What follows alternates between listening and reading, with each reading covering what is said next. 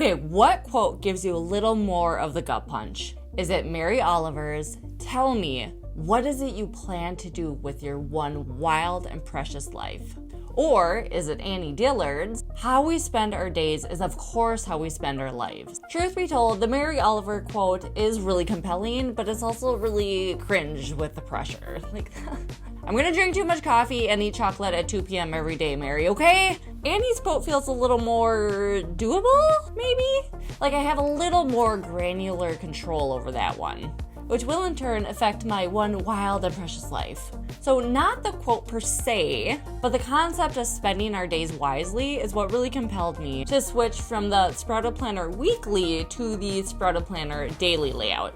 But if you aren't ready to take the big commitment on the full-fledged planner, may I introduce to you the Daily Planner Pad.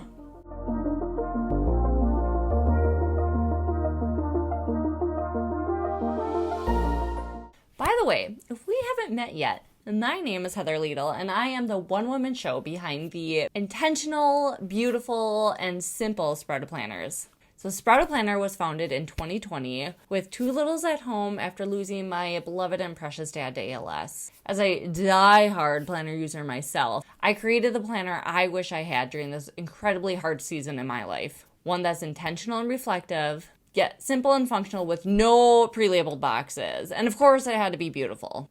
So currently, I offer 4 different kinds of planners: the daily, the weekly, the hourly, and the monthly, which monthly isn't like a category of its own. I would say that calling the monthly a planner is kind of like a participation trophy, but it still gets to be included with the big boys. But, you know, it's still a planner, so we'll count it.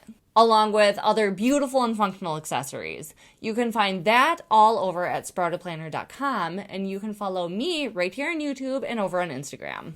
Okay, onward. So in this video, I will be talking about how you can streamline your daily routine with this little notepad, how to do a quick planning sesh on those really crazy days, how deciding once-ish can maximize your productivity during your working times and those downtimes, overcoming those pesky daily planning obstacles, and how you can feel good about that Annie Dillard quote by tying your daily plans with long-term planning strategies.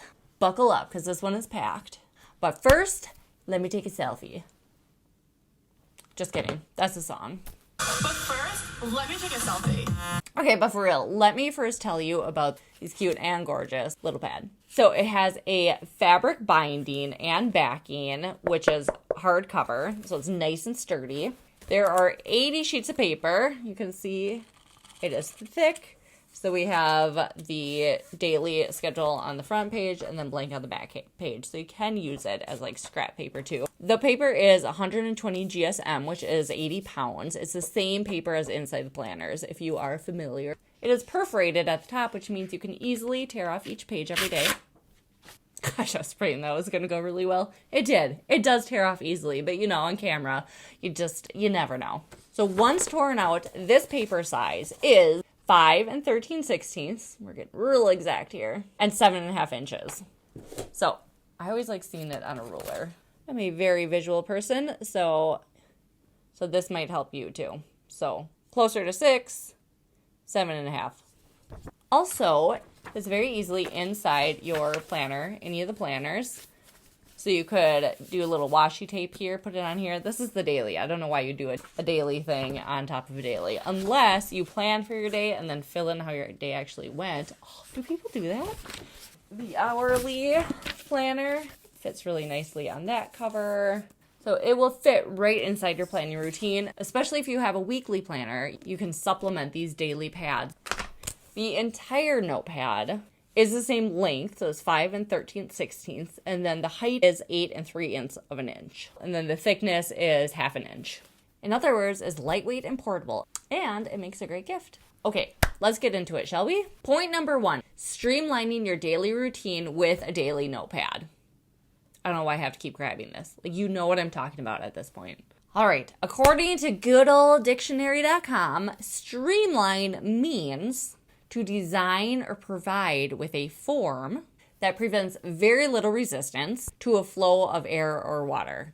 increasing speed and ease of movement, or to make, like an organization or system, more efficient and effective by employing faster or simpler working methods.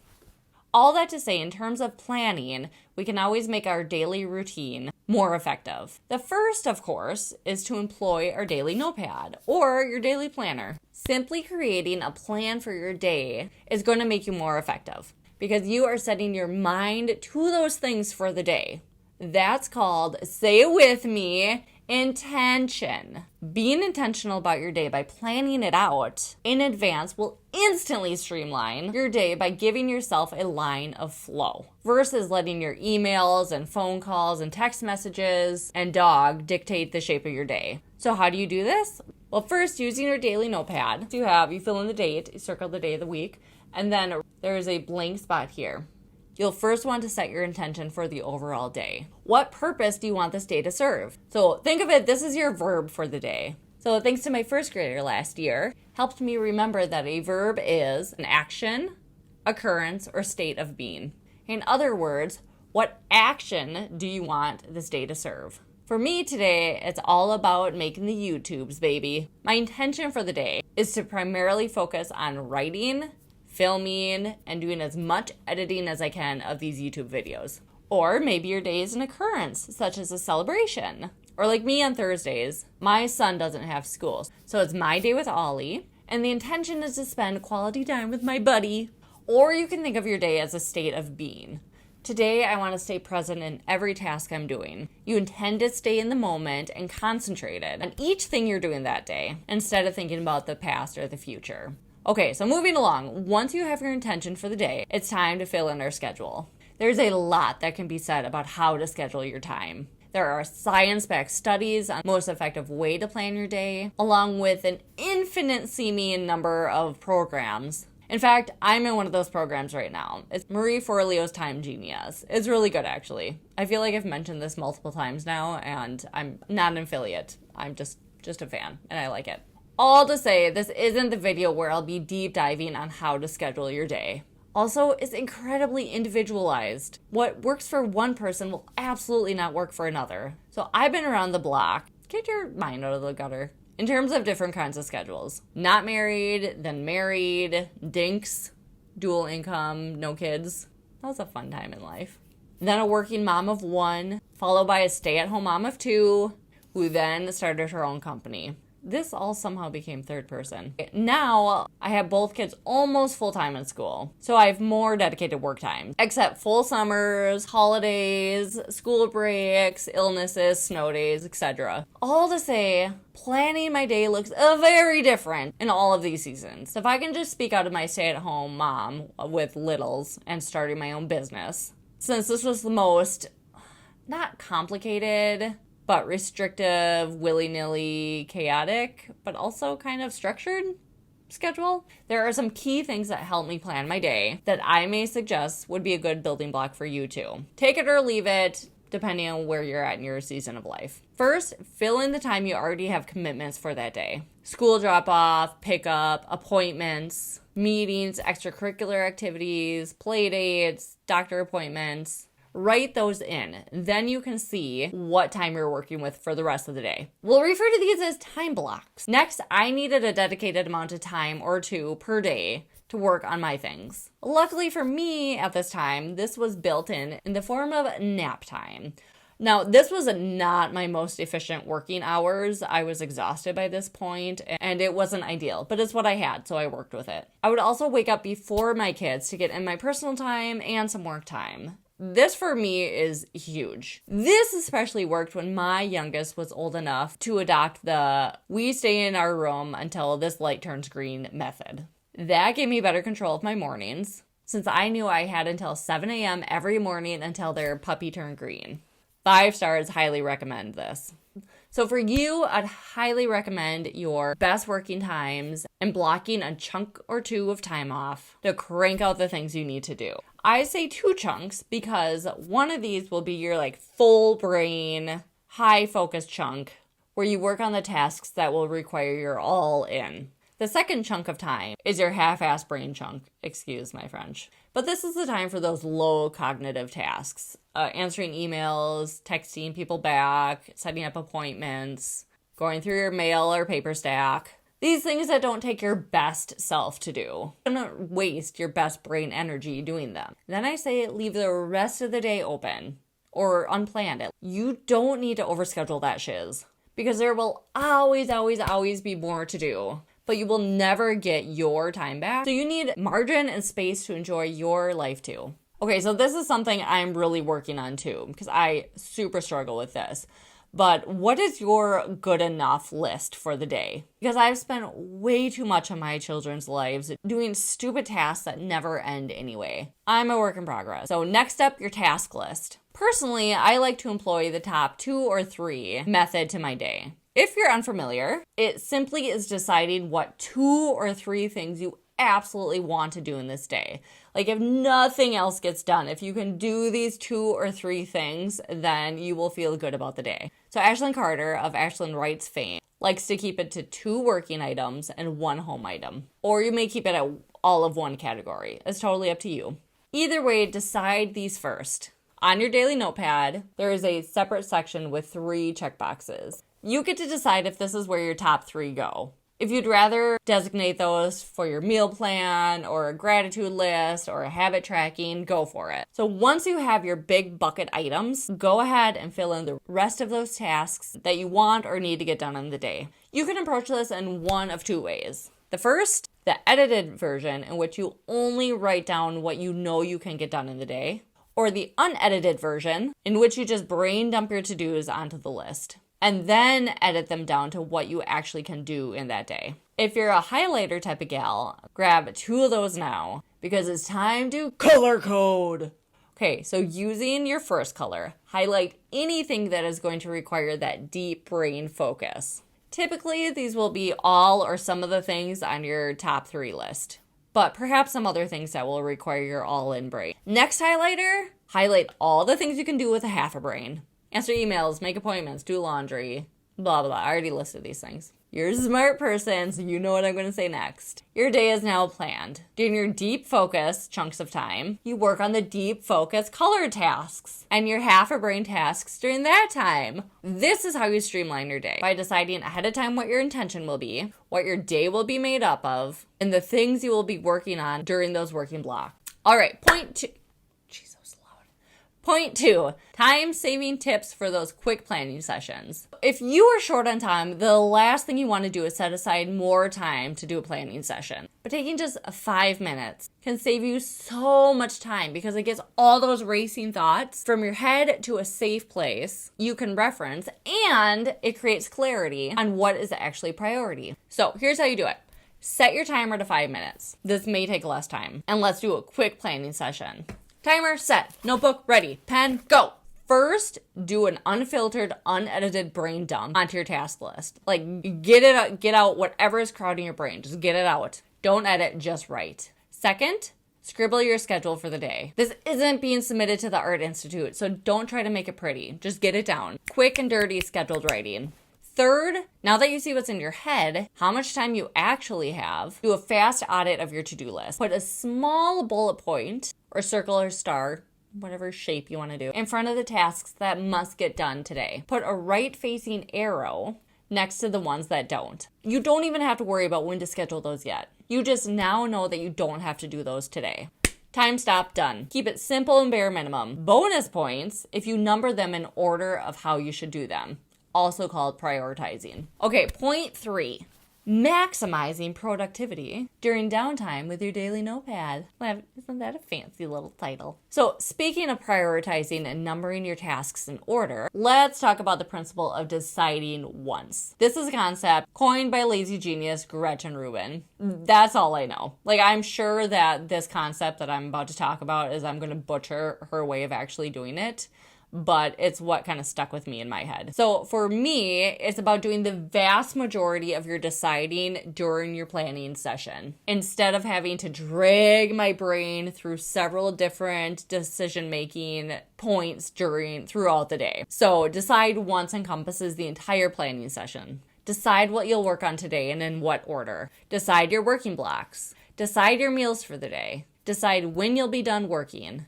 I also use this principle in some other areas of my life, which is really helpful. Meal planning. So I decide what meals we're going to be making and having for the entire week instead of trying to figure it out each day. I decide and lay out the clothes that my kids are going to wear for the entire week instead of trying to decide that every morning.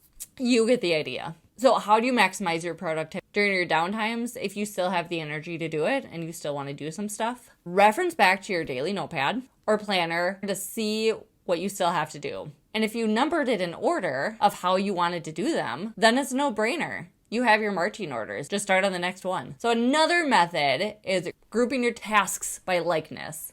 People you have to get back to, appointments you have to make, paperwork you have to sort through, writing, editing, graphic creating, etc. So when you've entered a working time block or have that downtime with some energy to keep going, then you can pick a group and get at it. So in other words, you maximize your time by deciding ahead of time what to do. Point 4, overcoming common obstacles in daily planning. Okay, there are 2 main obstacles people express when it comes to planning in general, and it definitely applies to daily planning. First, they just can't stick to it, as in, they just can't stay in the habit of planning. Second, and this is my problem, they don't want to or they don't do what they planned out. So let's create the first one. Create a habit of planning. Oh, that's so basic, I know, but there's no way around it. So I think there's a few camps that people are in. Those who freaking love planning, and it comes so dang natural to them.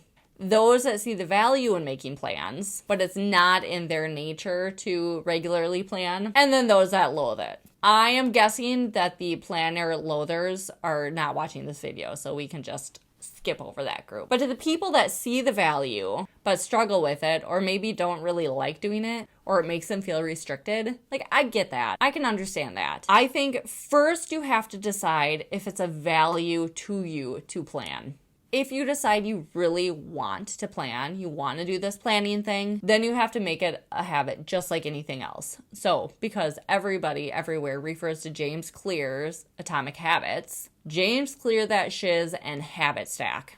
Do your planning while you drink your coffee. You're associating that with something that you really like doing, that's a plus. Or plan as the first thing you do when you sit down at your desk for the day. Or better yet, do this as the last thing of your working day for the next day.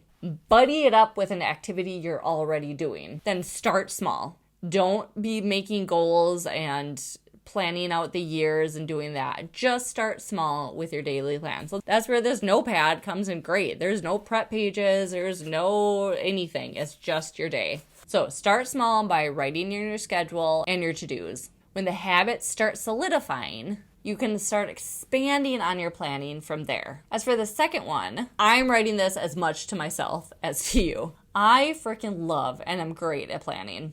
Executing is my weakness. I still don't have the answers for this one, but I'm shifting. Mostly because, like Marie Antoinette says, the pain of not doing the thing outweighs the pain of doing the thing. In other words, I've just become sick of being late all the time, avoiding the things I know will move my business and relationships forward, and letting my emotions get in the way. And I'm not talking about mental health emotions. Been there, had the therapy bill and prescription to prove it, but just the everyday emotions. Tired, distracted, unmotivated. Bottom line, it wreaked havoc on my bottom line. And my relationship, especially with my husband and kids. I'm sick of getting in my own way, so it's taken habit changes and strategies to do the things that I say are important and priority, and stick to the times that will allow those things to happen. Ugh.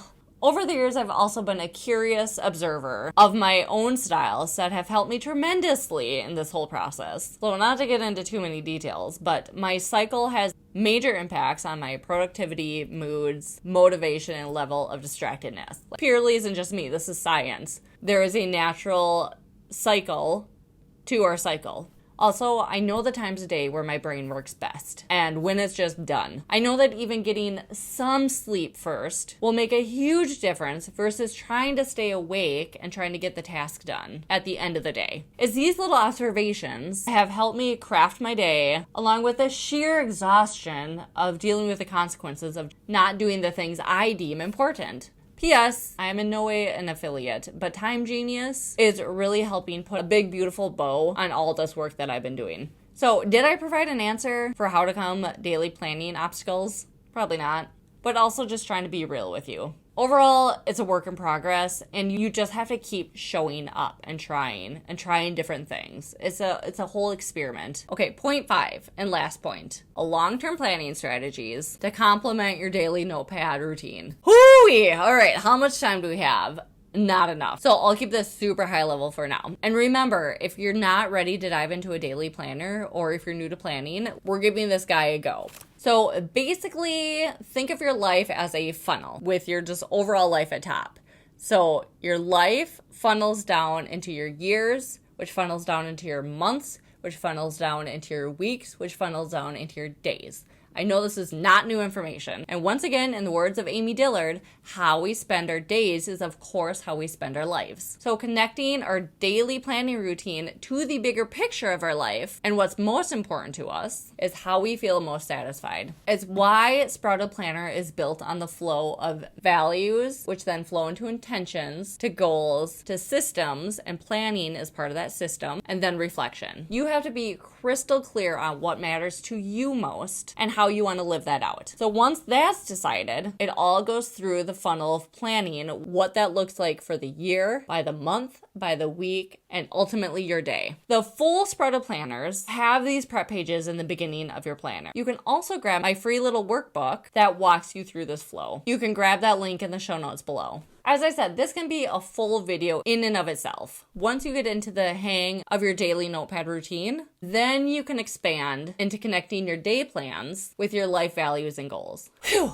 Okay, that was a lot packed into one video. To summarize, we talked about the Sprouted Planner daily notepad and how you can use it to streamline your day. TLDR, just by planning your day helps you streamline it. How to plan your day when you're short on time in 5 minutes or less. How to maximize your productivity by deciding once, overcoming those planning obstacles, and how long-term planning strategies based on the flow of values, intentions, goals, and planning systems, and then reflection, can complement your daily planning strategy. Again, if you're not sure if daily planning is right for you, then grab one of these daily notepads and give it a try. Low risk, high reward. They look great on your desk too. Win-win. Okay, now I want to hear from you. How do you overcome the obstacles of sticking to your plans and planning your day as a habit? Thank you for spending your precious time watching this video, and I will catch you on the next one. I got that window glare in my glasses. Really maximize your can really maximize your product blah, blah, blah, blah.